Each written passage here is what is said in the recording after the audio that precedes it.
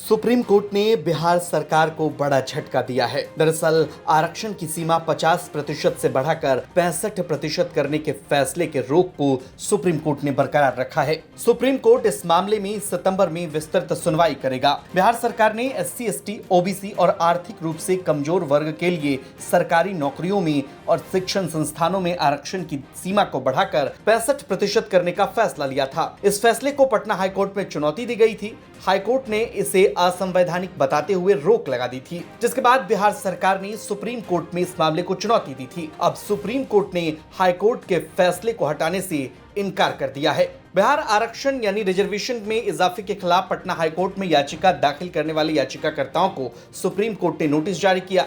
बिहार सरकार की तरफ से सॉलिसिटर जनरल तुषार मेहता ने कहा कि इस आरक्षण के तहत सैकड़ों नौकरियों के इंटरव्यू होने।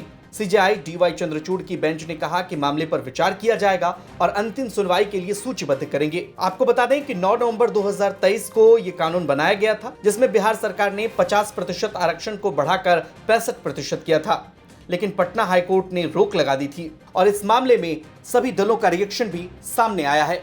सुनिए राजनीतिक दलों का क्या कुछ कहना है। वंचित समाज के वर्गों के लिए ये बुरी खबर है, ये बुरा दिन है।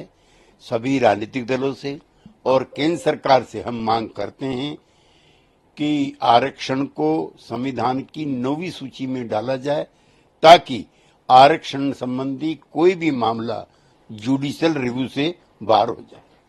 देखिए, जो हाई कोर्ट के फैसले को चुनौती देते हुए सरकार ने सुप्रीम कोर्ट गई थी। सुप्रीम कोर्ट ने तत्काल जो है से हाई कोर्ट के फैसले को बरकरार रखा है और सितंबर में फिर सुनवाई उसकी करेगी। सरकार उसका अध्ययन कर रही है, आगे कैसे और किस रूप में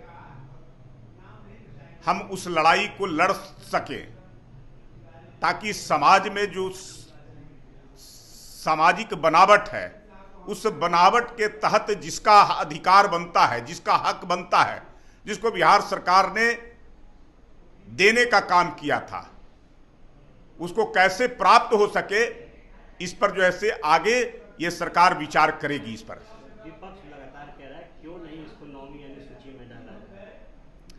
देखिए, विपक्ष का काम है। विपक्ष तो आज तक कभी जो है से समाज के दबे कुचले शोषित कमजोर वर्गों को कभी आरक्षण दिया नहीं। उनको तो केवल इस्तेमाल करना होता है।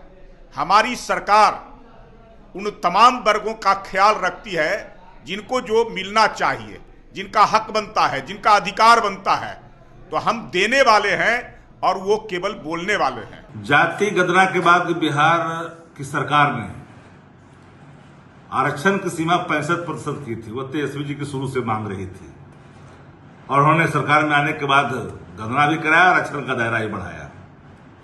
शेड्यूल लाइन में डालने के लिए हम लोगों ने भारत सरकार को उस समय तेजस्वी जी ने लिखा, बिहार की सरकार ने लिखा।